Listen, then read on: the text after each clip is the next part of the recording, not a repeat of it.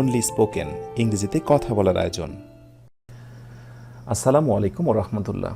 Only স্পোকেনের আয়োজনে তোমাদের সবাইকে অভিনন্দন।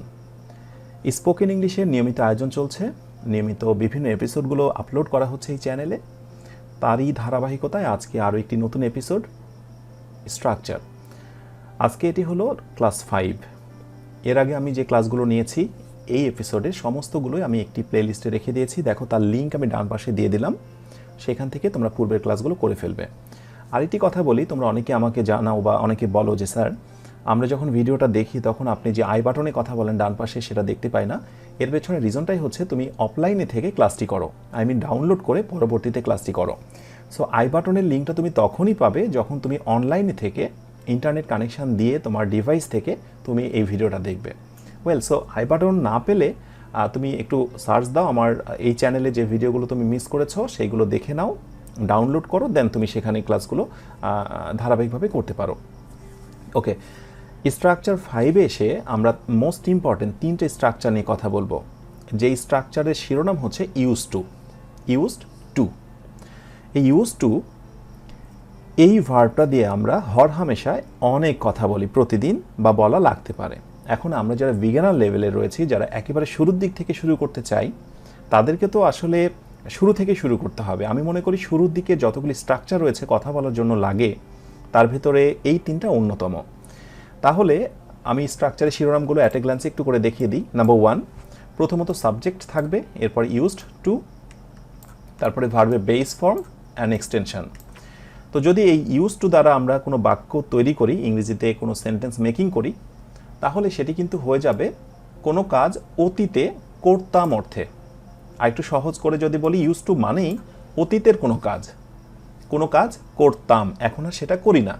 ওকে, নাম্বার 2-তে এসে ইউজ টু এখানেও থাকবে, বাট তার আগে ওয়াজ বা ওয়ার চলে আসবে। একটু খেয়াল করো। তারপরে একটু আলাদা, আগেরটা ছিল ভার্বের বেস ফর্ম মানে প্রেজেন্ট ফর্ম, আর এখানে ভার্বের সঙ্গে আইএনজি লাগাতে হবে। একটু মনে রাখতে হবে কষ্ট করে, গ্রামারে কিছু বিষয় তো এসে যায়, অ্যান্ড বাকি অংশ।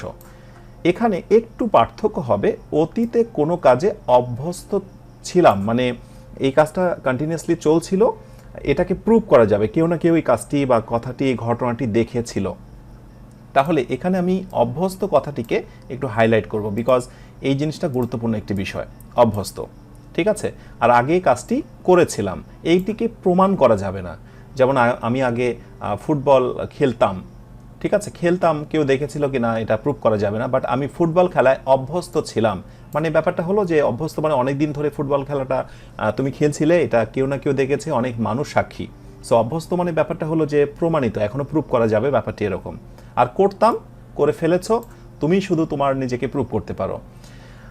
ইউজ টু এর আরেকটি স্ট্রাকচার হলো নাম্বার 3-তে subject and then use to, এখানে থাকবে ভার্বের বেস ফর্ম, বাট দিয়ে আমরা দ্বিতীয় আরেকটা বাক্য তৈরি করব, সেখানে নেগেটিভ কোনো কথা বলবো।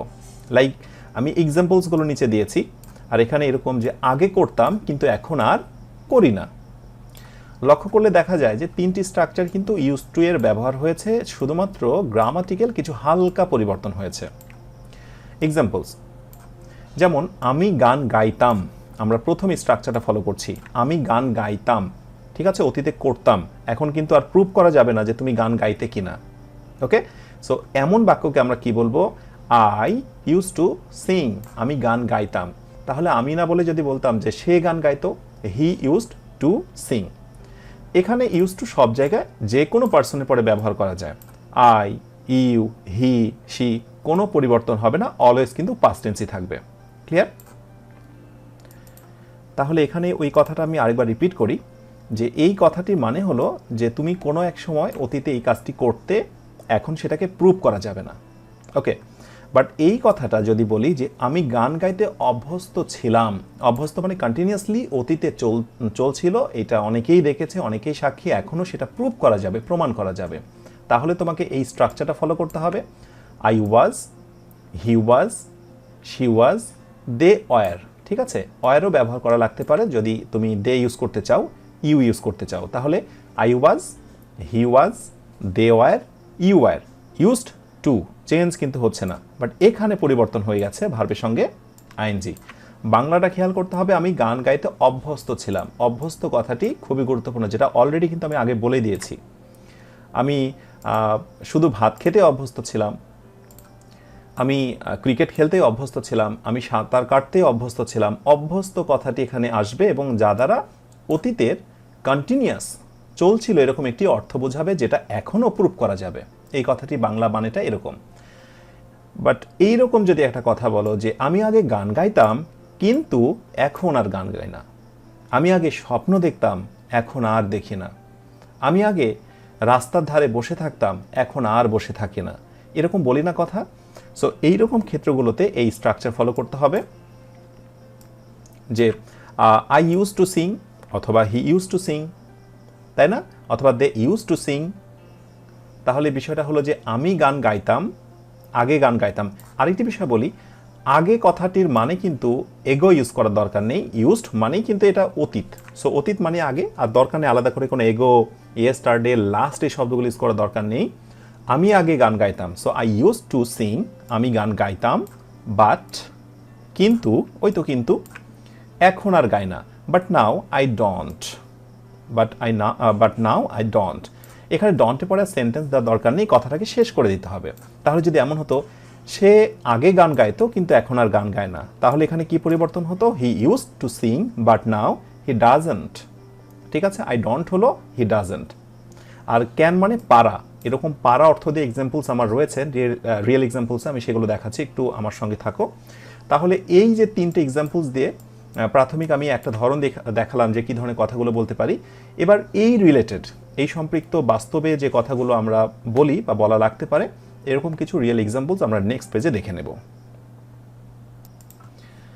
ওয়েল, অ্যাট এ গ্ল্যান্স আমরা যেন পুরো বিষয়টাকে বুঝতে পারি, আন্দাজ করতে পারি, সেই জন্য আমি একটা পেজে দিয়েছি। তো তোমরা আমাকে অনেকে হয়তো বা বলতে পারো যে স্যার লেখাগুলো একটু বড় হলে বেটার হয়। হ্যাঁ, আমিও সেটা জানি, লেখাগুলো বড় হলে বেটার হয়, বাট আসলে একটা পেজে, একটা স্লাইডে এই বোর্ডে ধারণ করাটা খুব মুশকিল হয়ে যায়। আমি আলাদা করে দিলে ব্যাপারটা খুব কঠিন হয়ে যায়। তোমরা একটু স্ক্রিনশট দিয়ে দেখে নিও, আলাদা আলাদা করে এই পার্ট এই পার্ট এই পার্ট আলাদা করে স্ক্রিনশট দিয়ে নিয়ে একটু জুম করে দেখে নিও প্লিজ। একটু আমি বুঝতে পারছি এটা, তোমরা আমাকে কমেন্ট করছো কেউ কেউ। তো একটা পেজে এইভাবে আমি দিয়েছি রিয়েল এক্সাম্পলসগুলো। প্রথমটা তো দেখেই ফেলেছো যে ইউজ টু এর সাধারণ ব্যবহার, কোনো কাজ করতাম মানে শেষ, কাজটি করা অতীতে হয়ে গেছে, এখন প্রুভ করা যাবে না। এমন কথা তুমি মনে মনে ভাবছো, কারো কাছে বলতে চাইছো যে সে সকাল থেকে সন্ধ্যা পর্যন্ত কাজ করত। হি অথবা শি ইউজড টু ওয়ার্ক, এই ফর্মগুলো একটু খেয়াল করবে। He use to work from morning to evening, অথবা dawn to dusk. Dawn to dusk মানে সকাল থেকে সন্ধ্যা, এটা কিন্তু ফ্রেজ। এমন একটি বাংলা যার ইংরেজি করতে চাচ্ছ যে সে গভীর রাতে নামাজ পড়তো, তাহলে he use to pray at late night. ঠিক আছে, গভীর রাতে নামাজ পড়তো। নাম্বার 3তে এমন একটি বাংলা, তারা প্রাণপণ চেষ্টা করত। তারা অর্থাৎ they use to try heart and soul. Heart and soul মানে প্রাণপণ চেষ্টা করা। আমি এগুলোকে রিয়েল এক্সাম্পলস বলছি এই কারণেই, তুমি খেয়াল করে দেখো এই ধরনের কথাগুলো কিন্তু তুমি বলো বা বলা লাগতে পারে। তো আমি তোমাদেরকে আরেকটি বিষয় সাজেস্ট করব, পরামর্শ দেব, যে স্পোকেনের ক্ষেত্রে বারবার এই সেন্টেন্সগুলো একটু বলার চেষ্টা করো, মুখের সঙ্গে অ্যাডজাস্ট হয়ে যাক। অনেক রুলস না জানলেও দেখবে যে অটোমেটিক্যালি মুখস্থর মতো করে এই বাক্যগুলো বিভিন্ন পরিস্থিতিতে বলতে পারছো। নাম্বার 4, সে সব ধরনের খাবার খেত। সে সব ধরনের খাবার খেত, তার খাবার নিয়ে কোনো আপত্তি নেই, বাধা নেই। ইংরেজিতে কি বলছো? হি বা she use to it all kinds of foods. সব ধরনের খাবার খেত, Italian foods, Pakistani food, Bangladeshi food, everything.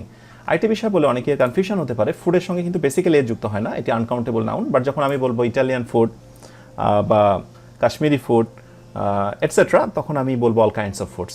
Anyway, এটা নিয়ে স্পোকেনের ক্ষেত্রে কোনো সমস্যা হবে না, কেউ কখনো ভুল ধরবেও না অল কাইন্ডস অফ ফুডস। ঠিক আছে, এবং যদি ভুল ধরে তাহলে তার সঙ্গে কথা বলা দরকার নেই। স্পোকেনের ক্ষেত্রে communication is the main fact, মানে বোঝাতে পারলেই হলো, বুঝতে পারলেই হলো। ঠিক আছে। নাম্বার 5, এরকম একটি বাংলা যে সে সকল ধরনের কাজ করতো। They use to do all kinds of work. এখানে প্রসঙ্গত বলি, খুবই গুরুত্বপূর্ণ বিষয়, ওয়ার্কের সঙ্গে এজ দেওয়া যাবে না। একটু জেনে রাখো, ওয়ার্কের সঙ্গে এজ দিলে এটা হয়ে যায় শিল্পী সাহিত্যিকদের কাজ, রচনা, তার বিভিন্ন লেখনী, নাটক, ড্রামা, এগুলো ওয়ার্কস হয়ে যায়। সো এখানে অলওয়েজ ওয়ার্ক রাখতে হবে, uncountable noun. So they use to do all kinds of work অথবা all types of work. So কাইন্ডও ইউজ করতে পারো, টাইপও ইউজ করতে পারো। অ্যান্ড এই পাশে এসে রিয়েল এক্সাম্পলসে আমরা দেখব ওয়াজ বা ওয়ার ফলো করে ইউজ টু। এখানে প্রসঙ্গত বলি, সর্বদা কিন্তু ইউজ টু ব্যবহার করতে পারছো যে কোনো পার্সনের পর, কোনো সমস্যা নেই, ঝামেলা নেই। বাট এখানে যেহেতু ওয়াজ বা ওয়ার আছে, সো পার্সনের ব্যাপারটা মাথায় রাখতে হবে। দ্য বয়, তখন আমি ওয়াজ দেব, অর্থাৎ হি, শি, দ্য বয় অথবা আই, এগুলো পরে ওয়াজ। আর যদি আমরা ইউ বা দে দিই তাহলে ওয়ার দিতে হবে, বা বয়েজ দিলে ওয়ার দিতে হবে। এইটুকু একটু মনে রাখলে হয়। এমন একটি বাংলা যারা ইংরেজি বলতে চায় আমি, বলা লাগতে পারে, বালকটি কঠিন কাজ করতে করতে অভ্যস্ত হয়েছিল। অভ্যস্ত, ওই যে বারবার অভ্যস্ত কথাটি কিন্তু প্রতিটাতেই চলে আসবে, খেয়াল করলেই বুঝতে পারবে। তাহলে the boy, okay, was use to work hard. ঠিক আছে, এখানে আইএনজি আমার মিসিং হয়েছে, বলো তো, এই যে আইএনজি হবে, রাইট, ঠিক আছে। So the boy was use two working hard. Number 2, আমি টানা 18 ঘন্টা পড়াশোনা অভ্যস্ত ছিলাম। একটি মঞ্চে বক্তব্যের মাঝে এমন একটি কথা বলা লাগতেই পারে যে তোমরা আর কতই পড়ো, আমি কিন্তু একসময় প্রচুর পড়তাম। I was use two studying 18 hours continuously. Okay, so এই ফরম্যাটে তুমি ব্যবহার করতে পারো। নাম্বার 3তে এমন একটি কথা, তারা সবাই অনেক কষ্ট সহ্য করতে অভ্যস্ত হয়েছিল। তারা সবাই, দে অল, তারা সবাই। অয়ার, ওই যে বলেছি দে থাকলে কি হয়ে যাচ্ছে, অয়ার। একটু খেয়াল রাখতে হবে পার্সনগুলো কার পরে, কোন ব্যক্তির পরে কি বসাচ্ছ। দে অয়ার ইউজ টু এন্ডিউরিং, মানে সহ্য করা, কষ্ট সহ্য করা, এ লট অফ সাফারিং, অনেক কষ্ট সহ্য করা, সাফারিং। নাম্বার 4, সে অল্প খেতে অভ্যস্ত হয়েছিল। হি use two eating a little, অল্প খেতে অভ্যস্ত হয়েছিল। ওকে, আমি অল্প ঘুমে অভ্যস্ত হয়েছিলাম, ঘুমানোর সময় পেতাম না, অল্প ঘুমে অভ্যস্ত হয়েছিলাম। I was use to sleeping a little. Okay, আমি অল্প ঘুমে অভ্যস্ত হয়েছিলাম। অ্যান্ড এই পাশে আমরা কথাটাকে একটু বড় করে বলবো, সো মাঝে আমরা বাট বা অ্যান্ড বা বাট নাও এরকম কিছু একটা লাগাবো। তো 1 নম্বর এরকম যে আমি ফুটবল খেলতাম কিন্তু এখন আর খেলি না। তাহলে কি বলবো, I use to play football but, কিন্তু ওই যে বাট, কিন্তু আই ডোন্ট প্লে অ্যানিমোর, এখন আর খেলি না। তো তুমি চাইলে ডন্ট দিয়ে কথা শেষ করে দিতে পারো, এটুকু দেওয়ার দরকার নেই। আমি দিয়ে রেখেছি একটাতে, আমি পরেগুলো তার ইউজ করিনি। আমি এটাকে অপশনাল হিসেবে, অতিরিক্ত হিসেবে জাস্ট আমি অন্য একটা চিহ্ন দিয়ে রাখলাম যাতে তুমি পরে ধরতে পারো যেটা আসলে গুরুত্বপূর্ণ বিষয় না। So I use to play football but I don't enough. আমি ফুটবল খেলতাম কিন্তু এখন আর খেলি না। I use to play football but now I don't. কিন্তু এখন বলেছি তো, সো বাট নাও দিলে একটু ভালো হবে। সো নাও তো আমি বলছি, তাই না? সো নাও দিতে হবে। নাম্বার 2, আমি প্রতিদিন 18 ঘন্টা পড়তাম কিন্তু এখন আর পড়ি না। So I use to read 18 hours a day but now, কিন্তু এখন আই ডোন্ট নো, আমি আর পড়ি না। তাহলে যদি এরকম হয় যে সে প্রতিদিন 18 ঘন্টা পড়তো কিন্তু এখন আর পড়ে না, তাহলে কি বলবে, হি use two, she use to. Okay, use to এর পরিবর্তন হচ্ছে না, তাহলে he use to read 18 hours a day but now he doesn't, তখন আর ডন্ট হবে না, he doesn't, she doesn't. Okay, so I হলে কিন্তু ডন্ট হচ্ছে, আই, ইউ, দে এগুলো হলে ডন্ট হবে, আর বাকিগুলো ক্ষেত্রে ডাজন্ট। নাম্বার 3, আমি আগে অনেক রাত জাগতাম, এখন আর জাগি না। I use two wake up a long time and now, কিন্তু এখন, বাট নাও না দিয়ে অ্যান্ড নাও দেওয়া যেতে পারে, আই ডন্ট, কিন্তু এখন আর জাগি না। নাম্বার 4, আমি আগে অনেক ফেসবুকিং করতাম কিন্তু এখন আর করি না। I use to do Facebooking, verb হিসেবে এখানে আইএনজি করে দেওয়া হয়েছে, পার্টিসিপলের মতো করে ইউজ করা হয়েছে। I use to do Facebooking but now I don't, অথবা হি দিয়ে যদি বলি, সে দিয়ে বলি, তাহলে কি হবে, হি use to do Facebooking but now he doesn't. Number 5 এসে কান্টের আমরা একটা ব্যবহার শিখব, কারণ এর আগে কিন্তু আমরা কোনোগুলোতে কান্ট দেখিনি। লাইক এরকম একটি কথা যে আমি আগে অনেক খেতে পারতাম, এই পারা কথা যেখানে থাকবে, খেয়াল করো আগেরগুলোতে কিন্তু পারা ছিল না, করতাম, জাগতাম, বাট যখন এরকম পারতাম, আমি একটু রেড করে দিই, পারতাম থাকলেই কান্ট নিয়ে আসতে হবে সবার শেষে, ঠিক আছে? সো আমি আগে অনেক খেতে পারতাম কিন্তু এখন আর পারি না। I use to eat a lot but now I can't, আমি এখন আর খেতে পারি না। সে অনেক খেতে পারতো কিন্তু এখন আর পারে না। He use to eat a lot but now he can't. কান্টের সুবিধা হচ্ছে তুমি যে কোনো পার্সনের পরে ব্যবহার করতে পারবে। He can't, they can't, she can't, I can't, everything. Clear? Okay, so এবার যেটা করতে হবে, প্রচুর পরিমাণে প্র্যাকটিস করতে হবে। যত বেশি প্র্যাকটিস তত বেশি পূর্ণতা। আজকে এই পর্যন্তই। পরবর্তী আরেকটি নতুন আয়োজনে তোমাদের সবার সঙ্গে কথা হবে। তোমরা সবাই অনেক ভালো থেকো। আসসালামু আলাইকুম ওয়া রাহমাতুল্লাহ।